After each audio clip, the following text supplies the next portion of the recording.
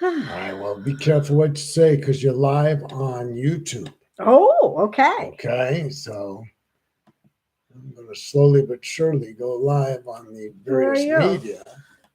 You need to get closer to me. Mm-hmm. Thank you. Welcome.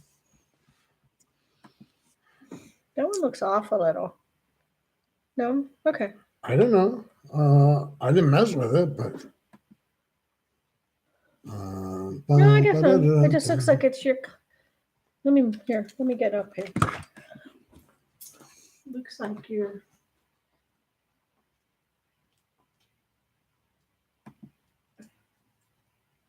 Is that more you in the middle? Oh.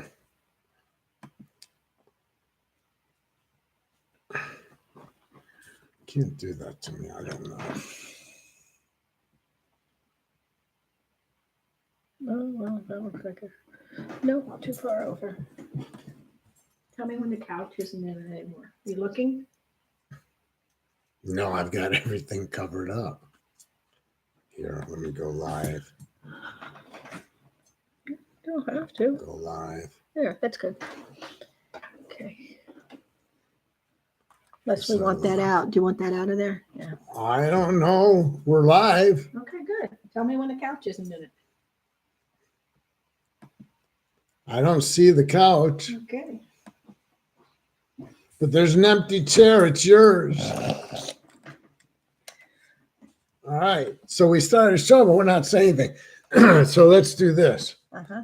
Everybody's not here yet. Are you live? I'm not you live. need to go live. The show Oh, started. it's 6 o'clock. Yeah. Oh. Yeah, you need to go live All because there's no right. sense in promoting your event if you're not going to be live. Hello. How is everybody out there? We are happy to be here with Law and Disorder.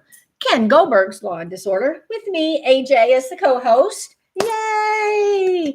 Ken is an attorney in 3 different states, which is really freaking scary if you look at him. He is also an ordained Buddhist monk who practices Buddhism, but is no longer once a monk, always a monk. Can that be? No. Once a monk, not always a monk, but in his heart, he is always a monk. Okay. Yeah. And I published Dallas Yoga Magazine, and we have the Cosmic Yogi Festival coming up. Woo! I have golden tickets. Woo! So if you message me, I'll make sure you get a discounted golden ticket at the door. All right. Cosmic Yogi Festival coming up this Saturday. And Ken is doing a traditional Buddhist meditation there at the festival on Saturday. And he also does traditional Buddhist meditation on Wednesday evening at the Buddhist Center on Stoltz Road. So awesome place. People, all different religions go just for the meditation. And if you've never been to the Buddhist Center, it is friggin' amazing. And if you've never been to the festival, it's Texas's largest yoga festival. Woo, woo, woo, woo, woo.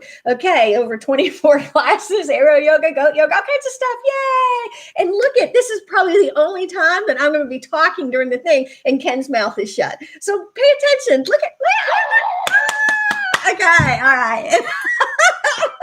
I was thinking that. It's like, yay, I got to get it all in at the beginning because then Ken cuts me out and doesn't let me talk anymore. And now I'm just going to tell Ken right now, I have a lot of questions about today's stuff. So just, So let me understand that I don't get it sometimes. So I need to ask questions. So from a technological point of view, we're broadcasting on 4 different. William says you look cute today. Thank you. We talked about what to wear today. AJ helped me pick out my wardrobe. It says Ginny's here. Ginny, now it's interesting that I don't remember her checking in before, but here's the interesting thing. I just wrote a new blog and I haven't released it yet. Okay. And she played a role. Okay. In the way I. And where can they find that blog? I haven't published this one yet. But where are your other blogs? Oh, they're at WordPress, Law Disorder. What's the website name? You go to the Jesus, website. I'm trying here, Ken. I'm trying here. Law-disorder.com. Law-disorder.com or Ken's blog post. But I haven't published this one yet. And the podcast. These come up after and are on there also. And I think we may talk about this particular blog after we talk about the legal stuff. Remember I said we might cover life today. Yes. Yeah. So Now let me share about today. I don't really know what's going on. Ken gave me one little article here. I didn't think it was that little. It's 4 pages. It's 4 pages, and it's quite interesting. But I think Ken just is I don't know. I'm not real sure. I think he's trying to make me look stupid. Not hard. No. Not hard, but So I have my moments. So what this is this production of AJ and I originates back in the late 90s, early 2000s, when there was a show called Ken Goldberg's Law and Disorder Yes. on 105.9. I believe it was 105.9. And I followed the Russ. Well, first I was on weekends for a couple of years. Then I followed Russ Martin. Then I got fired. I thought you were going to say you followed Russ Limbaugh. And I was like, Yeah, what? that Would be hilarious. No, that wouldn't be hilarious. It really would. No. See, that's why I have to shut you down. You start going off on these tangents. Crazy. Okay, I'm sorry. So I'm back. AJ's really smart. And about 6 months ago, I reached out to her and said, I need to expand my friendship circle because since I moved to Dallas, I had really only made friends with new friends with people in 12-step recovery.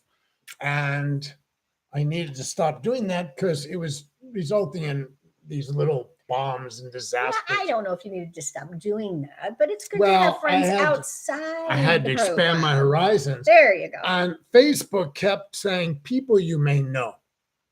And it kept bringing up everybody who was related to the other 40 friends I had in recovery. Right. And I didn't want. Right. You wanted to expand your horizon. Right. But it kept bringing up two people in particular that had other friends besides you and Jim, both into yoga. Yes. So you had friends who were yogis. Yep. So I reached out to you. You said you would help me expand my horizons. You haven't done a very good job. But out of that, excuse me, I'm not going to even discuss this because that's not true. Because I helped with something that went on this week. Out of that, I'm just saying, we're here, right? Yes. Out of that connection, yes, you and I decided we are here. So we're doing this podcast, whatever it is, and the point, I think. Well, people always ask, well, what was law and disorder about? Do you answer legal questions? And I'm like, yeah, no. First off, I could answer legal questions back when we had a studio. People could call in, and I didn't answer them then. Right. So I'm damned if I'm going to answer them now. Right. That's not what I want to do. Right. What that show did do that I enjoyed was really social commentary about legal issues, about social issues, about political issues.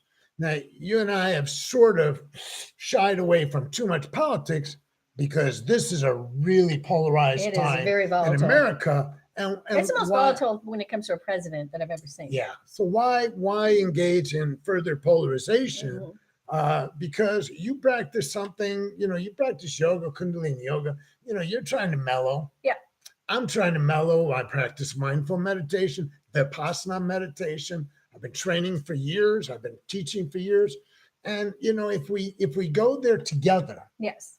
It'll be like nitro and glycerin. Oh my God. And there'll be an explosion. Yes, there would. So don't look for a lot of Trump news here. I'm not going to do that because we're not eating into that. Yeah. So we need to do more positive stuff. Okay. All right. So I was going to bring up Notre Dame, but that's not exactly the positive thing right now. Paris is burning. I'm surprised. I thought the whole thing was going to go. They just showed pictures on the news. Still some. The inside is very intact, the concrete. Yeah, anyways. But they're not going to be able to utilize that. So, hey, Malcolm, if you're still there, Radine, Kathy. I like Kathy. She's always with us. She's been very, Julia. Hey, Kathy. And we're broadcasting on YouTube, Ken Goldberg's Law and Disorder. Hey, Bubba. So. Bubba was my boyfriend in college. Was your boyfriend in college? In college. Well, I'm not in college anymore, and it was 30 years ago. So I was going to say, my guess was that was a long time ago. Okay. But I don't want to go there. Okay. All right. So in 1993, 92, I don't remember. I could figure it out, but it's not important. Can I say something real quick before you start this? Sure. Okay, so Ken was a social worker in the pretty hardcore gang-infested areas in Chicago. So he dealt with a lot of juvenile delinquents. I was in Dallas in Oak Cliff teaching for 12, 15 years and also worked with all the gang kids. So this for me, and I think for you, has a really it touches. And you had a lot more experience when it comes to the life sentences and things like that with juveniles. But this really touched me because I know kids who got in a lot of trouble who, were young. Yeah. And I worked with the kids that I ultimately represented in courts in a lot of regards. Julie, whose brother Leonard checked in last week, and I say they're from this neighborhood, is really interesting. And I'm going to talk about it because it's related to what we're talking about. It was a neighborhood, a gang infested community. And, there's two ways to observe the gang scene. One is kind of from within, and one is from without. I had the advantage of doing both, being young and being in, and then I got out and came back. Right. So I had the advantage of looking at them and being able to understanding them. Well, I think I understood them, but more so than a person who hadn't been involved. Yeah. So it would be hard to be raised in certain communities, whether it's Hyde Park, Chicago. This is what I know. The north side of Chicago, which I know, Lakeview, Uptown, without knowing gang kids. You may not have been a gang kid, but I had dinner last week with a lady named Cindy. Cindy grew up in Lakeview. She was not a gang kid, but I could pop the name of any one of the numerous gangs I worked with, and chances are she knew the ones that were in her arena, her area, and probably people in each one. So in order to talk about the gangs, suspend your judgment. Exactly. Because the conversation we're going to embark on, you really just need to have suspended your judgment. That's a great point. Thank you. That was what I've listened to and what I want to avoid, because you could type in, like Julie typed in, I can, and still, you could type in. What is important is, well, let's say I moved to Texas in 1995, and I joined a gym in Bedford because I lived in Grapevine. And I would go every morning, and I'm working out. It's mostly women because I don't have to be there before work because I didn't have any work. Right. The wife worked at the time. I knew I didn't have a job. So I'm there, and Andrea Yates' deal came up, and I talked about Andrea Yates last week, and I was talking about she doesn't deserve the death penalty and a firestorm, right? All these women that I thought were, pretty housewives, suburban, unloaded. Right. Sort of reminded you of the Chicago play. The play Chicago when all those women, the two women and all the anyway, Chicago, the play is like that. Just saying. Well, they gave me what for? They were all for the death penalty. They were very conservative, and I had not grown up around conservatives, so I wasn't used to it. Right. So I got blasted. So that's not what I want to initiate. What I want to initiate is some understanding on some commonality of understanding, right? So back during the Clinton administration, there was an effort made to address the super predator. Historically, the laws in the United States go as follows, the relevant laws. Nobody under a certain age can receive the death penalty, period, anywhere in the country. The states were able to choose at one point kids, I believe, who were over 15 or 16, I forget. It started with life in prison. Right. Well, no, excuse me, back up. Started with being tried as an adult. Correct. I remember that part. So up to a point, if you were 16 or under, you were tried as a juvenile. That was a distinction of age. In fact, I was arrested. I was 17 the first time I was arrested. You got charged as an adult. I did, but here was an interesting thing. They had to make a phone call for me, but when I was 18, the next time they had me in there, I had to have a quarter. But when I was 17, because I was still a juvenile, they had to try to reach somebody. Gotcha. So they made the phone call and handed me the phone. When I was 18 and said, "Can I have a phone call?" They said, call collect. They said, "You got a quarter?" Or a dime, whatever it was collect, at the time. So there's been a variation in sentencing across the United States, but the origins are first can you be tried as an adult? So, okay, Right. that was the first leap. The leap was if you were 14 or over, or actually, I think the first one was 15 initially, and you committed a certain category of crime, you could be tried as an adult. See, that I remember that. It was almost like for a long time, people committing that 16 and 17 were automatically charged as an adult, even though that was a choice. It felt like Well, so many people. you were in Texas Yes. already. Yeah. And then they started lowering the age to nip the super predator, which we've talked about in the show, Mhm. which was this sociological diatribe, really. I was going to call it something else, but it was really sociologists claiming that their study of adolescents was indicating that a super predator was emerging who would murder with impunity because they didn't face the same kind of penalty that was inhibiting adults. Okay. Actually, having represented many people who've committed many crimes and having lived in the criminal subculture, I can tell you that prison doesn't really deter a whole Right. lot. Exactly. Okay. And Well, actually, please, just the opposite. A lot of people who have spent that many years in prison don't want to come out. They'd rather stay in prison. well, please make me talk about that issue of does it thwart? Does it? Right. Can't say words. I'm following what you're saying. All right. So historically, we've got kids being tried as adults. Now they want to hand out. So, and the difference is if you were tried as an adult, you can receive an adult sentence. Correct. If you were tried in the juvenile courts historically, you cannot be penalized or incarcerated past your 21st birthday. Okay. Thank you, because I thought that. Yeah. Okay. So on your thank you. 21st birthday, whatever you had done, Right. now you would be released. Okay. You were a juvenile offender. Correct. Your juvenile record may or may not be protected from disclosure, but that was the deal. Now, And that's pretty much. I knew a kid who got out at 21, and he was bad. I mean, like he shot up a McDonald's at 14, and he was out at 21. Is that how that worked back then? well, every state was different. It was Florida, I thought. So what they did was, I started to say that earlier, they started categorizing crimes. Mhm. So arson of a residential property, Okay. murder, Mhm. certain types of sexual assault or Mhm, kidnapping mhm. became part of a category of crimes that were considered more heinous. Right. And since they were more heinous, Heinous. I know. mhm, They use that on the TV show. Heinous. that those people became more likely or more, they became eligible. Now, here's a caveat a lot of people don't understand. All the states had built in a safeguard, at least all the states. I'm licensed in 3 states. They all have this safeguard, and I think most do.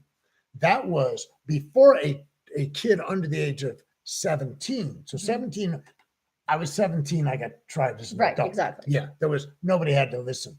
But if you were 16 or under and they wanted to try you as an adult, they had to take you into the juvenile court, and they had to motion the court to send you Gotcha. to the adult court. Okay. So there was something called the transfer hearing.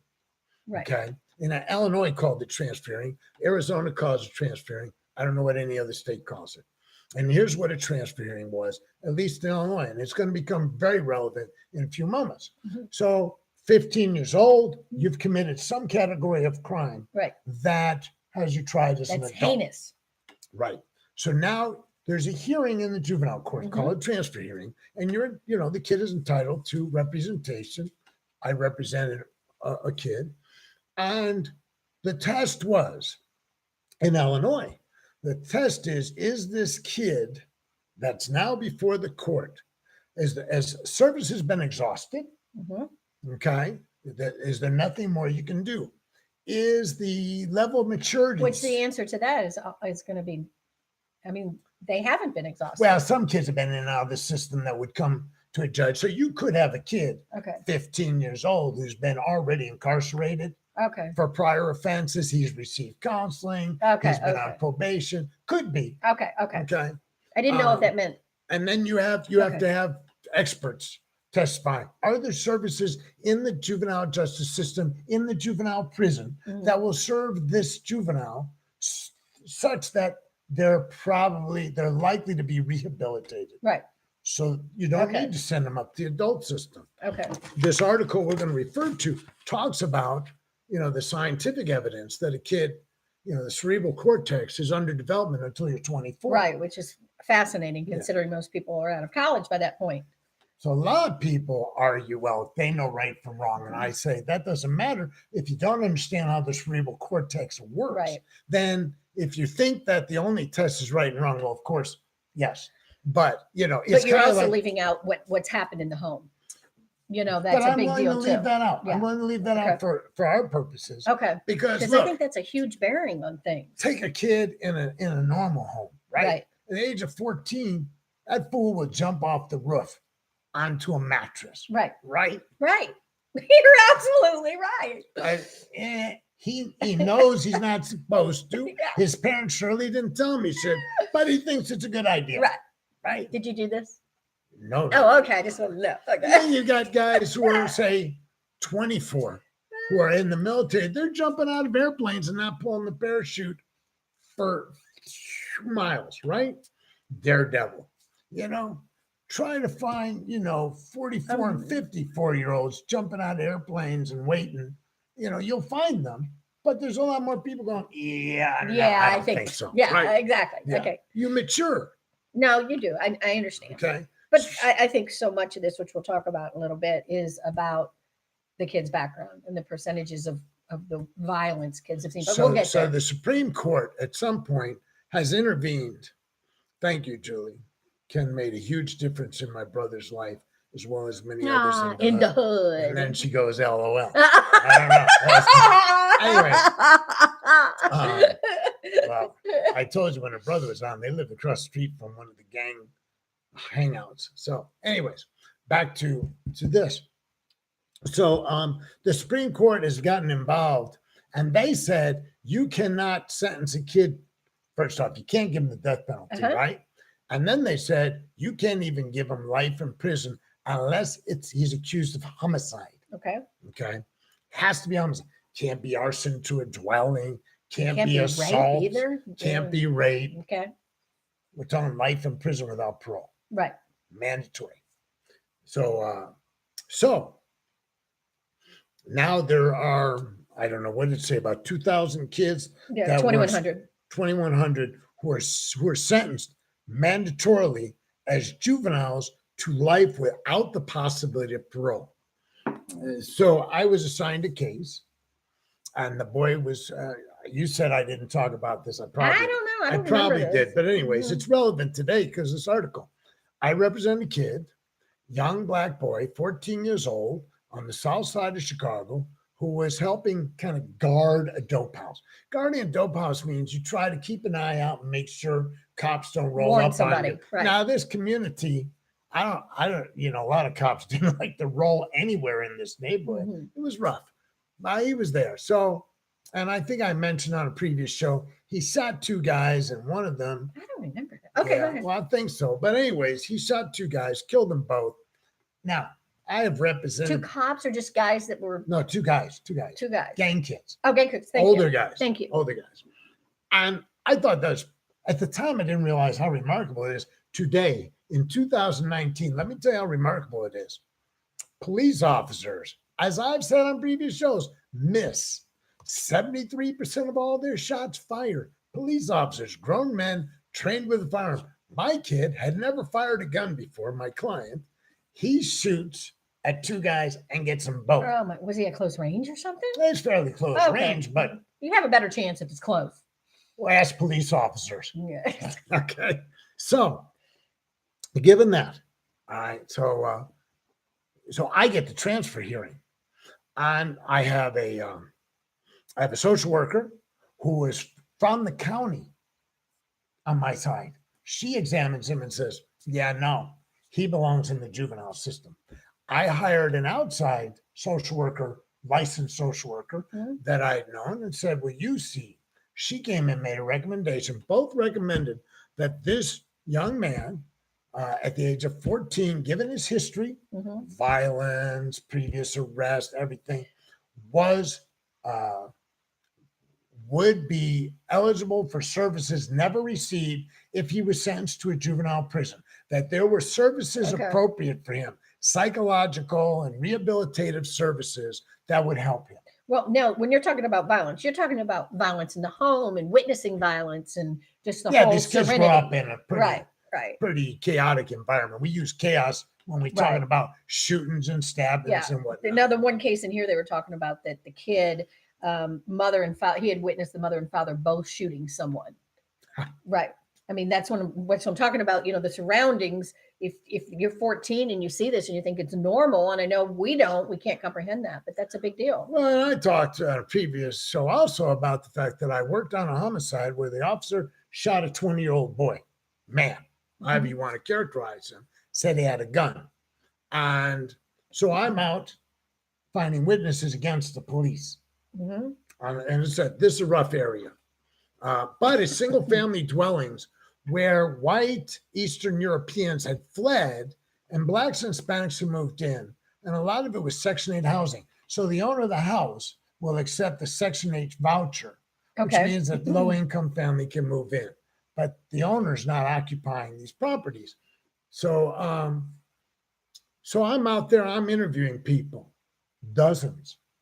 And here comes this group of guys in purple shirts that said something, and some kind of anti-gang violence slogan. Right. So I'm like, hey guys, you're from around here.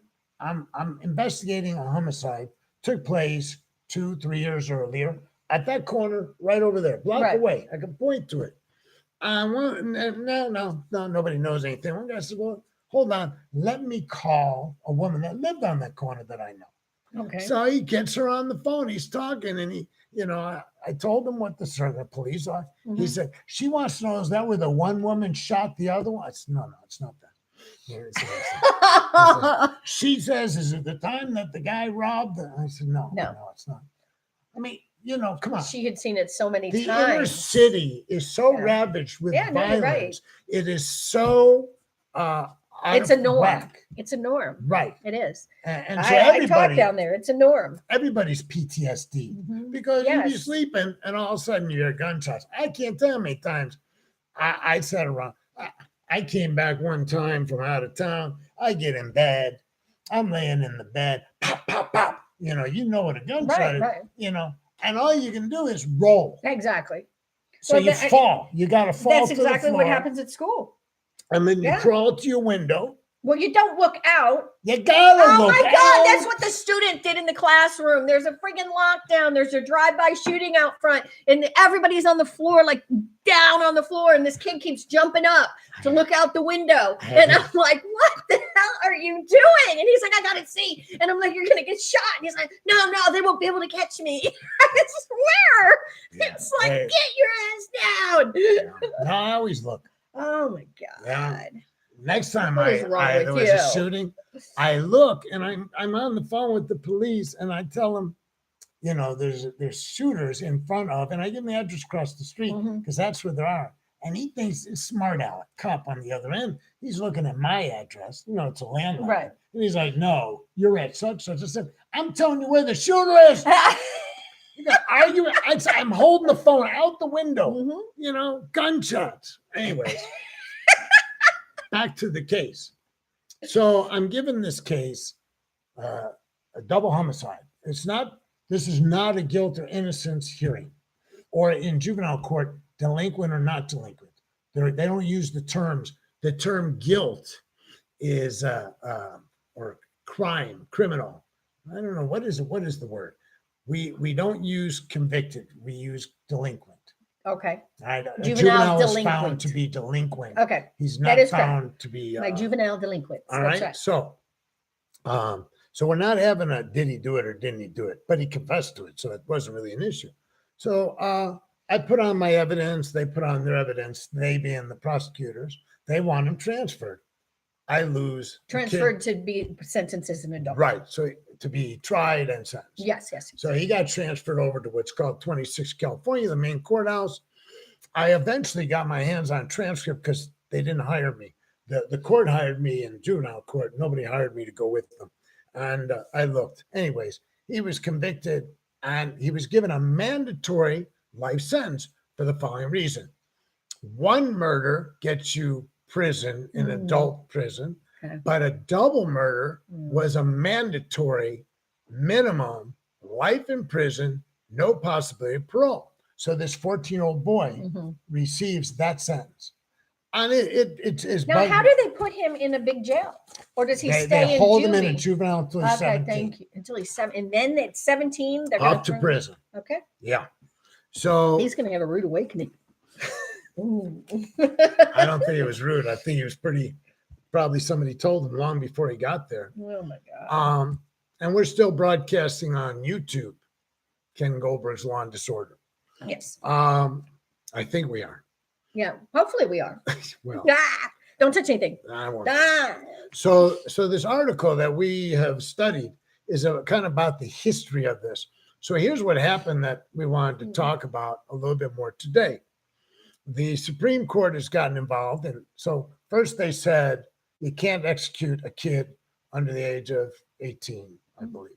Then they said you can't give life in prison without a homicide involved. Correct. And then they came back and said in about, 2006, 2012, somewhere along the line, the Supreme Court of the United States said that kids cannot be sentenced to mandatory life in prison without a hearing. Correct. So there's no mandatory. It's discretionary. The judge has to hear evidence. Mm-hmm. And then they said in about 2016, they said, and by the way, this is retroactive because states were like, yeah, well, if we get another kid, we'll let you know. We got 2,100 kids, right? So Michael finally got a hearing last year or something. Oh, okay. And I got a chance to go to Chicago and testify, but I had been following the courts for years to see if there was something would get this kid out because I felt he was So so the courts only recently had Supreme Court with the Supreme Court ruling. Now there are kids all over the country getting hearings. Of course, they're not kids anymore. Michael was 39 when he finally got a hearing. And so we were able to present evidence, or his lawyers were able to present people like me and people like, some professor from Cornell to say that, I don't even remember what all, but he got resentenced to 60 years, day for day, good time. He gets out. He'll get out at the age of 44. So he was 39. He had 4 more years he'd have to do. And, I just think it's crazy. I think that the idea that somebody believes that a 14-year-old, by the way, the first kid to go up for sentencing got life in prison without parole the second time. Wow. And the judge did not follow these. Well, I think the thing that bothers me about the whole thing is it was talking about this. And it was talking about how that 79% of the people who were in this, out of the 2,100, who had received life in prison, 79% of those juveniles had witnessed violence in their homes regularly. 32 grew up in public housing, which means they were very low income. Gang infested neighborhoods, I'm sure. 40% had enrolled in special education classes. Y'all, let me repeat that. 40% had been enrolled in special education classes. So these weren't the brightest of the bulb either, right? I mean, what does that mean to you? I mean, that's sort of, and fewer than half were attending school at the time of their offense. 47% were physically abused, and 80% of the girls had physical abuse, and 77 sexual abuse. 77%. Now, with that, that's enough to screw up your head when you're a child at 14. That's my problem. It's like convicting these kids of these crimes, knowing that this is what they have faced. Judges didn't give a shit. I know. I give a shit about that. Yeah. And teaching in Oak Cliff and seeing the normalities that, I'd go home and tell my Plano friends or my North Dallas friends, and they'd look at me like I was crazy. But these were these kids' norms. Most of my work spent in the inner city. including my criminal work. And, I just was amazed. I had this judge. So my kid was from the Cabrini Green Housing Project. Everybody in Chicago, yeah, Hyde Park had gangs, Aaron. They had Stones and Disciples, by the way. Hi, Kindness. And by the way, I mingled heavily with the Stones and the Disciples at various times. So We won't go into the details on that one. not today. So I've got this kid, and he lives in Cabrini Green, and he finds a gun in stairwell. Okay. Okay, he's 15. Okay. He and another lad shoot the gun a couple of times out the window. Oh, out the window. Yeah, Okay. they hide the gun, and they go over to an apartment. This is Christmas Eve afternoon, and there's boys playing video games. Right. They're sitting on a couch, and my client tells his friend, "Go get the gun." They want to show it. Right. They're going to show it off. They want to show it off. Right. That's a big thing. They want to show off their. Well, I'm not from the inner city. And Right. if I'd have found a gun and I was 15, I'd have been like, yo, look what I got. I know. Okay? So, but these kids, that's sort of like their So display of so power. he brings the gun Crazy. back, and my client says, "Let me have it." Mm-hmm. And he releases the magazine. Mm-hmm. And after he releases the magazine, There's he one in the starts to chamber, hand it isn't back. Right. It's one The in the gun chamber. goes off and shoots the kid in between him and the other guy Uh-huh. and kills him. Right. Okay. So it was an accident. Yes. But he's charged Was with. there any argument at all from the other kids that it wasn't an No, accident? no, no, no. Everybody said it was an accident. Nobody alleged there was any bad blood or Okay. anything. Okay. The judge, well, they charged you with manslaughter. They didn't charge him with murder. They charged him with manslaughter, saying it was reckless conduct to have had a loaded gun in a room full of kids. Okay.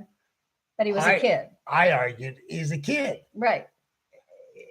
For reckless conduct, you have to have some Perception intent. that it's a kid. Perception Right. that it's reckless. Right. So the officer came on the stand. He testified that unless you understood the nature of the firearm being a semi-automatic, you would not necessarily know that the gun was loaded. That he himself, as a policeman, could not have looked at that gun, because I've asked him these questions. Right. Once the magazine was out, To know there if is there's- no yeah. discernible way other than pulling back the slide Right. and checking and Which he seeing had if never. there's around. And unless somebody's taught you how to do that, you Right. don't know how to do Right. that.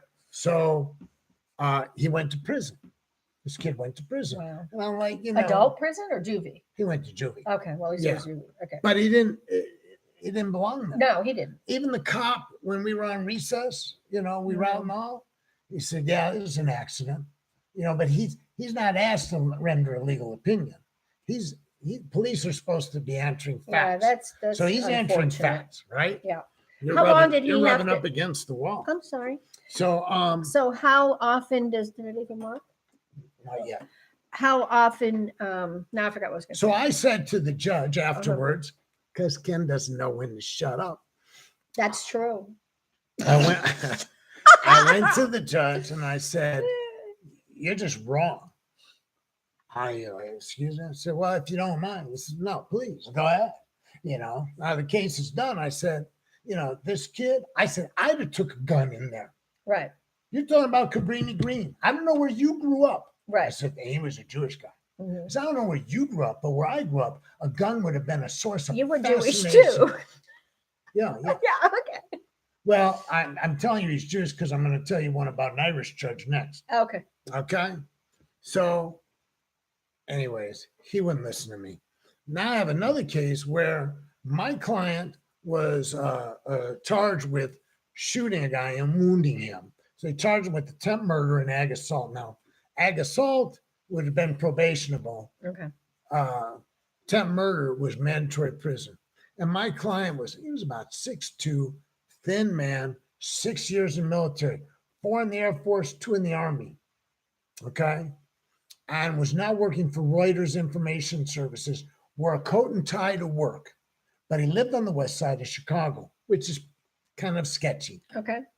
can be really sketchy. He was on his way to work. He was driving his car, and another man, and he got into a traffic altercation. He got out, threatened the other man. The other man got out. The other man, and this is relevant. They're both black, Mm-hmm. and the other guy's in when you work in a hospital, Scrubs. Mm-hmm. So they fight. My guy's in floor shines. Mm-hmm. He's leather soles. He can't get. This is his story. He can't get a grip on the sidewalk, right. so he's losing. I've had that with cowboy boots on my motorcycle. So the other guy's tossing him around. Right. You know. So he loses the fight. The guy gets in his car. My client grabs a gun, runs over, puts the pistol to the guy's head, and he says, you know, somehow I'm going to kill you. Right. You know, the other guy says, you don't want to do that. You'll go to prison. Now, so far, we all agree to what has happened. Okay. There's been no dispute. Now, here's the dispute. The guy who's sitting in the car gets shot in the arm. Oh. Well, at least one in the head. Right. He says, but that's a really bad shot. No. Here's what.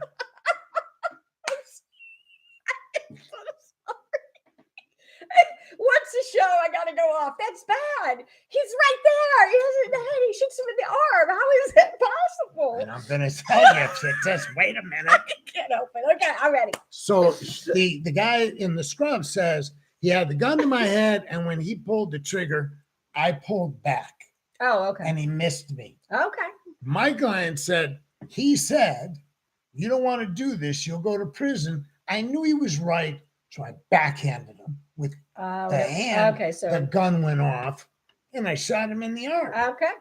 That made more sense to me. Okay. Because I don't see you pulling your head at the last second and getting hit here. Yeah. Right? Yeah. Who knows? Yeah. Okay. So, I believe you. So what I'm really looking for is ag assault, give him probation. Guy's been in the military, no criminal history. Right. Bah, bah, bah, bah, bah, bah. Irish judge convicts him of attempt murder, mandatory 6 years. Because he put the gun in his head. And so the judge says, I find it reckless that you even carried a gun in the city of Chicago, because you're not allowed to carry a gun back then. Oh, okay. It's only the last couple of years you carry a gun. Right. And again, I'm like, where do you live? Do you not know what the West Side is? What do you mean it's reckless? It might be. He probably had a gun sitting out in his car. Yeah, some of us might say it's reckless to not have a gun if you're going to live there. But, you know, I mean, you're sitting there and you're going, you know, there's a problem. There's an inherent problem. I've got a segment of society making these calls about another segment who doesn't of society understand each other. They don't have. They don't have a clue. Yeah. I didn't have a clue until I went and taught them. I didn't. I had no clue what these kids went through. I had no clue. No clue. Well, when I used to talk to the high schools, like the ones you worked in, they'd invite me as a lawyer, and I would always say to the kids, usually inner city schools, whatever you do, you don't want to get arrested, because you're going to get a white prosecutor and a white judge, and they're going to hang you out to dry. And trust me, no matter what you heard about overcrowding in the prisons, there's a chair with your name on it. So this article, and we'll have to get into more detail. I don't want to beat this dead horse. There's some other really good stuff. And I just think that, you know, it's such folly. I had another murder case. I went to the judge in Arizona. So this is Illinois, where there's quite a few kids who are getting resentenced. So here's, oh, by the way, I didn't say, here is the distinction. They were getting mandatory life sentences without parole, without a hearing. Yeah, that's crazy to me. Okay. I just can't believe so what that. You're saying is, I can't believe that. And it's saying in here, individual cases. Yeah. Look at the individual kid. So that is so important. In any other case where it's not mandatory, here's what happens.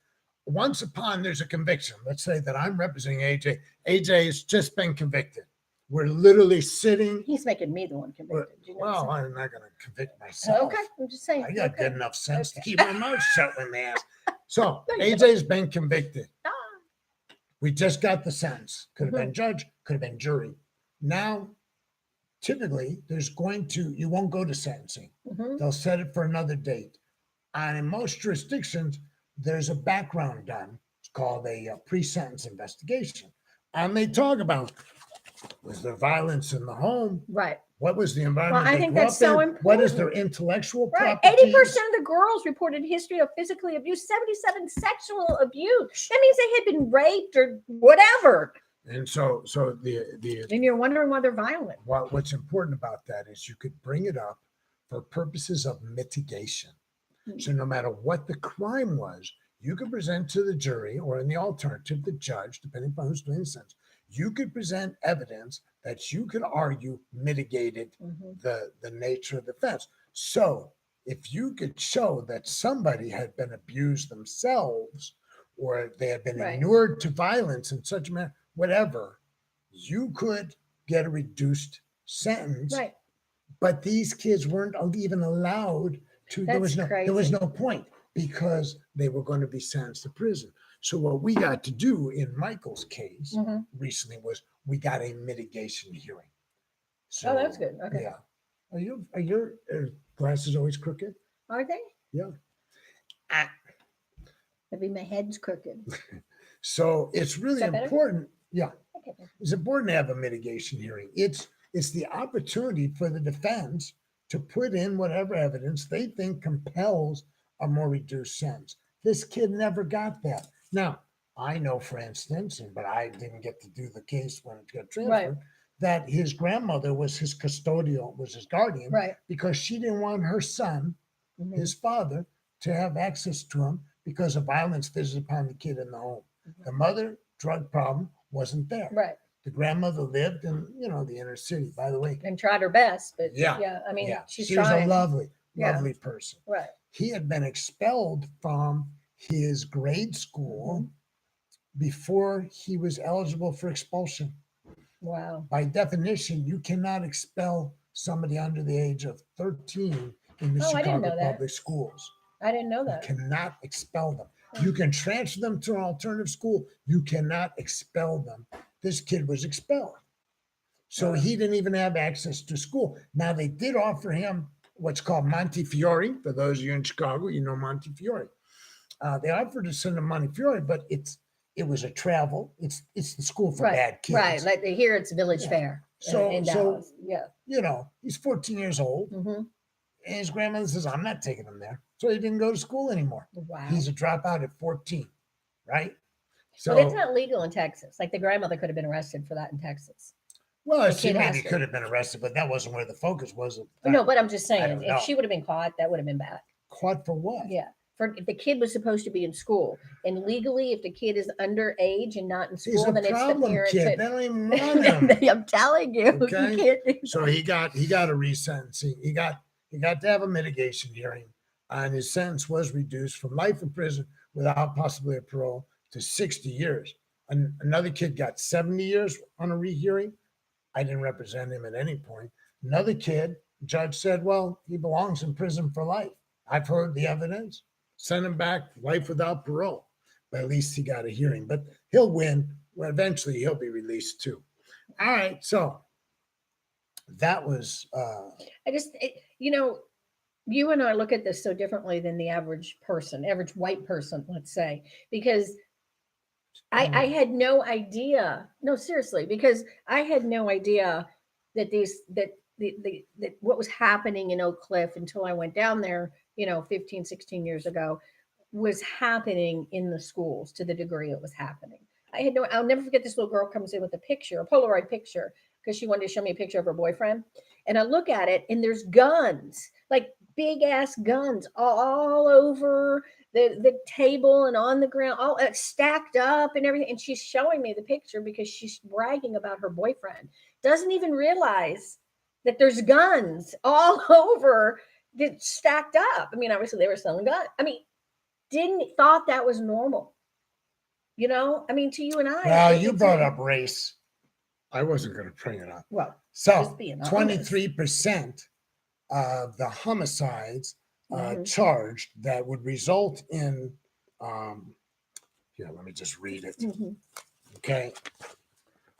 While 23.2% of juvenile arrests for murder involve an African-American suspect of killing a white person, 42% of the sentences are for an African-American. So So double Right. the number of persons charged, the ratio. Well, no, because, doubles. well, then in white juvenile offenders with African American victims were only 3.4, 3.6.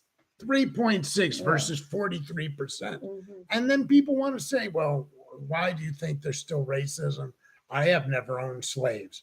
I didn't ask you if you ever owned a slave personally. It's not a question I ask. Did somebody anybody. really say that shit to you? Oh, all the time. Are you serious? Nobody's ever said that to me. They probably knew I'd smack them. Oh my God. Really? Oh my God. Well, I never owned any slaves. Are you freaking kidding me? That's their comment? Oh my God. So Help me. who am I to say that there's racial disparity? Oh, I'm Ken Goldberg. I'm the host of Ken Goldberg's Law and Disorder. That's who. People fight with me on the internet. And here's the thing. Sometimes I have to wonder, I may not be the best researcher, smartest guy, whatever. But if you're going to argue with me about matters of environment, racism, or civil rights, guns, you might want to just stall for a moment. I'm not going to argue about it. Say, what do I know versus what does Ken know? Well, let's see. Ken's a lawyer, but listen. That's why I ask a lot of questions. Wait, there's a lot of stupid lawyers, so let's not. I ask a lot of questions because I get confused. I'm not going to stop with I'm a lawyer. I was the constitutional law professor's research assistant. I thought you were going to say his study. Okay. I've actually tried civil rights cases and worked on others. And I read, right? I get news reports. I get legal reports. Yes, you So do. if You are wanna very informed. Fight with me. That's fine. Fight with me. But you better be loaded. Because if you're not loaded, and the bad part is that I can put a hurt on people, and for some reason they don't know I did it. And that's really frustrating. It's like slapping somebody and you knock them down and they get back up. And then give them an A for effort. Come on, give them an A for effort. Well, that's. No, I did want to mention this because I thought this was interesting about the minimums ranging from the chance of parole. Okay, Nevada and West Virginia was 15 years to 40 years. After 15 years, okay. Let's see, minimum. I'll read it. These new laws provide mandatory minimums ranging from a chance of parole after 15 years in Nevada and West Virginia, and then to 40 years in Texas and Nebraska. That's a big difference. Texas, so they don't even get a chance in Texas until 40 years. Texas is enamored with treating criminals badly. Yeah, no, I mean 40 years. Yeah. Well. So I was in Arizona and I went to the judge and I said, could you mandate my client go to treatment? Because this shooting on previous offenses were all committed under the influence of drugs. Right. And the judge, he was kind of liberal. We're in chambers. I've gone back to see him. The prosecutor's not even there because I'm not asking. Right. And You're just asking for help for the kid. He said, Mr. Goldberg, I don't know if you know this, but Arizona has pretty much almost eliminated all treatment facilities accessible to prisoners. So they're taking them out of the prisoners, okay, drug treatment. And then he says, did you know that Arizona has the most kids waiting to be tried as an adult in the nation at this time? And I said, no, I didn't know that. I would have thought that'd be Texas or Illinois, but So anyways, that case went well. I think I mentioned that one because I got 9 years for a kid in homicide, and he told his grandfather that hired me he should have got a public defender. And I'm like, I was on the internet bragging because he started out with the electric chair as an option and got 9 years. So, anyways, it's almost time to end the show. But before we do, we should say that AJ and I, we conspire, but though not actively, to try to participate in society in a more positive manner. We try. Yes. And that encompasses relationships, friendships, family, well, I guess you kind of family under relationships, but that's not what I meant. Romantic relationships. And we talk about the struggle frequently. Mhm. So I think, moving forward, you know, you and I have talked about the fact that by disclosing our own struggles, we Absolutely. give permission to others who are not so open That's right. about their dilemma or their internal struggles. Right. All the time when I'm at the meditation, when it's over, I do a 10-minute talk. And I always talk about art. And people are always like, oh, really? I thought I was crazy because when I was Right. sitting there, I couldn't focus on the breath. Right.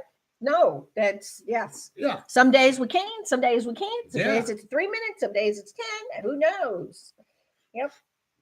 No, Let's that's see. true. Ray Dean says, how many folks would say these kids are already damaged at 5 years in the juvenile system and they are reparable, therefore a danger? Well, so I think what she's saying is that if you did put them in the juvenile system, They're not going to gonna come out. They're going to come out worse. Yeah. 100%. I agree. And that may be, but I can't say because the services suck so bad come on. in Yeah. juvenile I prisons. don't know anybody. Okay, I had a lot of friends that were in prison for 20 or 30 years. They get out of prison, they can't function in society.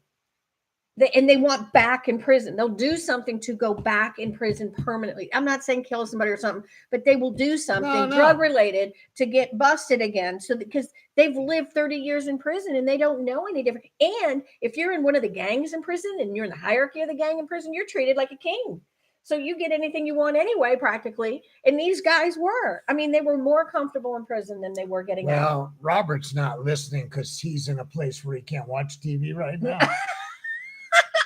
But I've talked about Robert. Robert was, I mentioned him, 6'5", spent 42 years inside.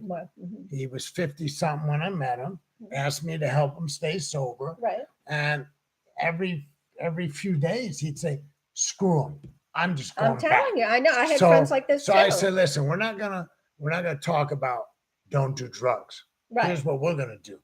Don't go to prison. Right. That's going to be our daily mantra. Every day you don't go to prison, it's a good day. Right. Can we agree to that? And I said, and eventually, if you stay out here long enough, you may want to stay out. Right. So he's got 5 years out, 3 years on a GPS. He called me. He was on a bus. He's on his way to Houston to go into treatment. Oh. Got caught, peed hot for meth. Oh. But his parole officers let him go to treatment. Oh, good. Okay. Yeah. The fact of the matter is, Oh, I forgot to tell you something else the judge said. Oh, it's so close to finish. It's okay. The judge in Arizona. That's true. We do whatever the hell we want to do. Oh my God, since when the hell have you followed the rules? Well, because when you're on the radio, you're off. Okay, no. I mean, there's no ifs, ands, or buts. All right, so that same judge. Now, let me rephrase my thing. 5 minutes over is okay, Ken. I know you. On that murder case, right? The judge said, he said, did you know that Arizona legislature removed the words rehabilitation out of the penal code so as to remove any obligation on the part of prison officials to provide services to prisoners? Who did that? Arizona. What's wrong with that So state? here's what he means. I thought that state was a nice state. They're not a nice state. They're yes. very racist too against Mexicans. Oh yeah, there's not. Arizona's right till on. So here's the thing. Poor Arizona. So what was I just saying? Look at all my fraternity brothers are here. Hi, fraternity. Ain't no other like a Kappa Sigma brother. God help us. So in every state, there's a penal code. There's a criminal code, and the penal code dictates criminal code, penal code. The criminal code says if I hit you, I strike you, that's a battery. If I threaten to strike you, place you in immediate threat of harm, you believe it's immediate, that's an assault. Okay, so there's a criminal code that defines what are violations. Of yours. Okay. Yeah. And then there's the penal code, and the penal code dictates sentencing, and it dictates the prison system. Right. It controls prison system. So to actually go back in and say to your brother in the legislature, we're just going to eliminate any language that sounds soft. because we don't want our wardens to be worried about spending money and time trying to rehabilitate. Did they really these- do this? Yeah. They knocked it out. Well, wait a second. I didn't check. I took the judge's word for it. He was an experienced judge. He didn't seem like we were playing 3-card Monte. Even in, I mean, Dallas even has that rehab south of the city when you're convicted of drugs and alcohol, and you go to that rehab for a year or something down there. I mean, you're even talking about Texas has Safe that. P. No, that's a different one. Oh. So, But all right. Jeez. So we spent tonight talking about juveniles and prison and parole. I hope you enjoyed that discussion. I hope.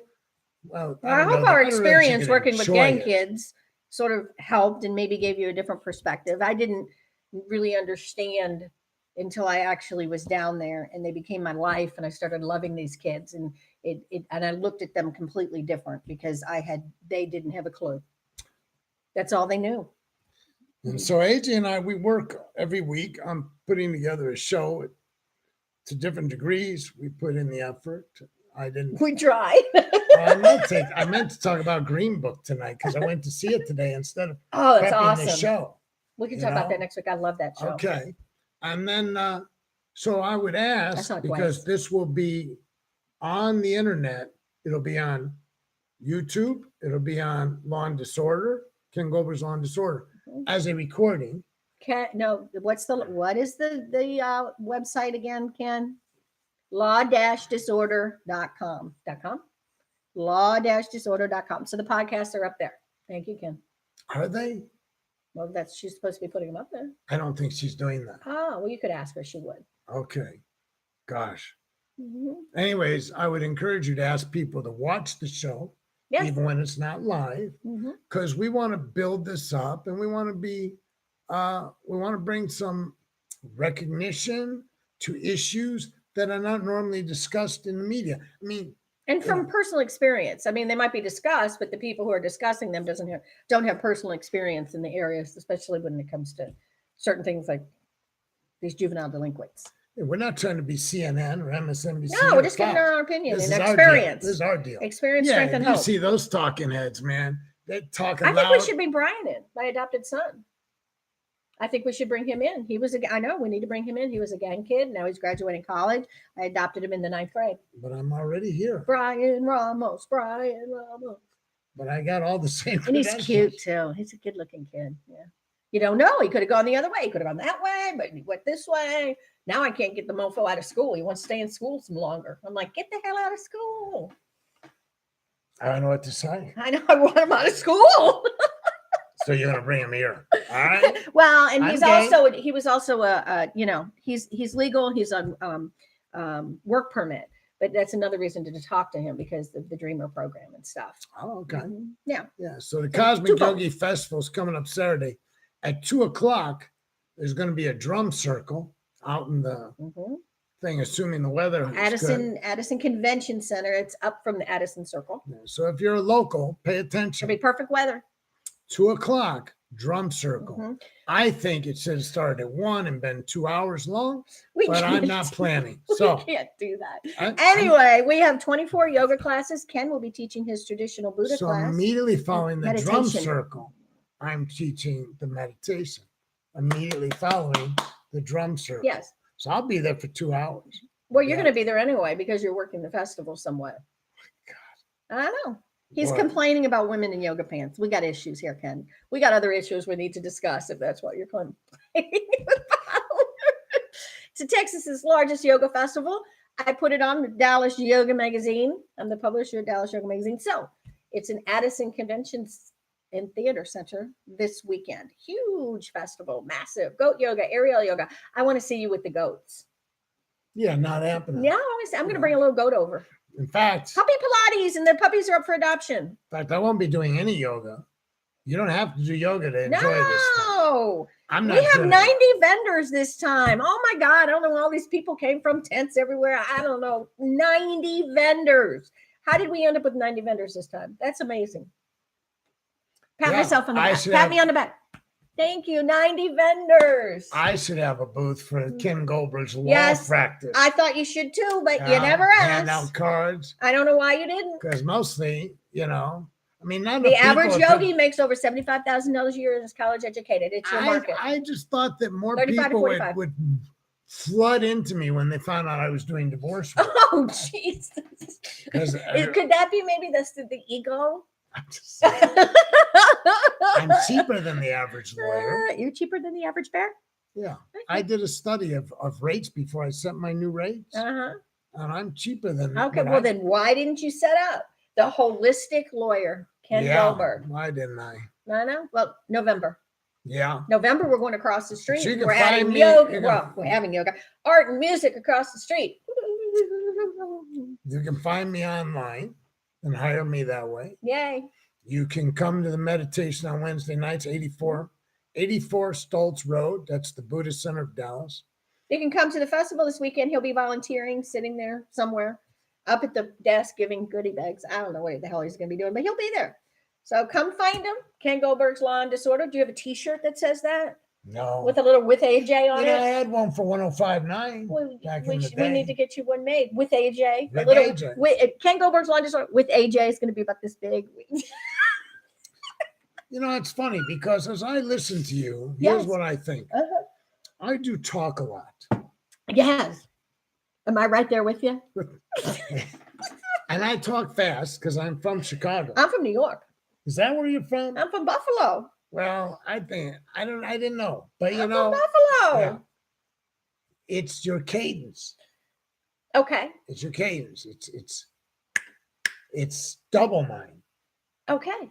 Yeah, I went to New York City one time when I was 18. Yes. I forget what I was doing. Well, there. upstate was not like New York City. I was trying to sell black light posters. Okay. You know that half of our audience doesn't even know what a black light poster is? Seriously. Half of our audience, the people who are younger, don't know what a black light poster is. They've never had a black light poster like we did. So a black light poster is this glow-in-the-dark poster that you hang on the wall, you turn the black light on, and you turn off all the lights, and you stare at the poster. It glows. It glows. But Yeah. usually you're high when you do it. So we're not in, we're sober So and clean I- today, but I that's filled what we my- used to do. I filled my trunk with black light posters. Oh my God. And I went to New York Oh my because God. they were unique. And I went in Spencer Gifts. Yes. I went to their offices. Did you sell them? I don't think I sold any. I don't maybe think, sold- Spencer. It wasn't worth the trip to New York. Yeah, but did you have fun? No, I almost got arrested. Oh my. For- A Chicago person in New York is probably we not left a good gun in the idea. hotel room. No, you and did then we not. went- yeah. I didn't. My friend did. Are you serious? Yeah, it That's was a bad bad. move. Yeah. New York police Oh, were looking God. for us. And then we went to the Bronx to visit my old buddy from boarding school, Mhm. Bernie. The one you lived got in the kicked out Bronx. of. Yeah. Yeah. And, Wow. Bernie lived in, I thought Chicago was rough. I got to the Bronx and I'm like, okay, Yep, different story. gotta have a I'm little from respect. upstate New York. Yeah. We're like private schools and Norman Rockwell towns. So I was in Manhattan and this woman, she says, well, I got to go somewhere. If you want, walk with me and do your spiel, And this woman, she's a big old woman, man, she was gone. I mean, New Yorkers all were just like, boom, boom. Yeah, don't boom, look them in the boom. eye when you're in the city. Don't look them in the eye. Look down. Yeah. So anyways, They'll yell at you if you look them in the eye. What are you looking they at? think people like Chicago, they think we're almost Texans. They think we have a draw, a slow draw. That's how screwed up. Of course, New York believes it's a separate country too. The city. of New Well, York. the city, Yeah. they do because they don't claim upstate New York. We're Yeah. not part of Well, the that's state. That's why I Yes. thought 2001 was a phony baloney between Texas and New York. I was on the air when 2001 happened, 9/11. Everybody was crying about, look what they did to New York. Well, I'm they like, did. It was no, no. bad. Texans bad. didn't give a shit Well, about I gave New a York shit. the day before it happened. Oh no, it was after. You are Okay, correct. so But then- that showed our then it unity was and like- us coming together. It Mhm. showed the country's unity. Okay, we're done. I thought it was a All bunch right. of bullshit. So We will see you next Tuesday at 6 o'clock, 6 to 7 on YouTube, Ken Goldberg's Law and Disorder, and go to law-disorder.com or DallasYogaMagazine.com. Our festival is this weekend, Cosmic Yoga Festival. We'll see you in Addison all day Saturday. Bye, y'all. Peace out.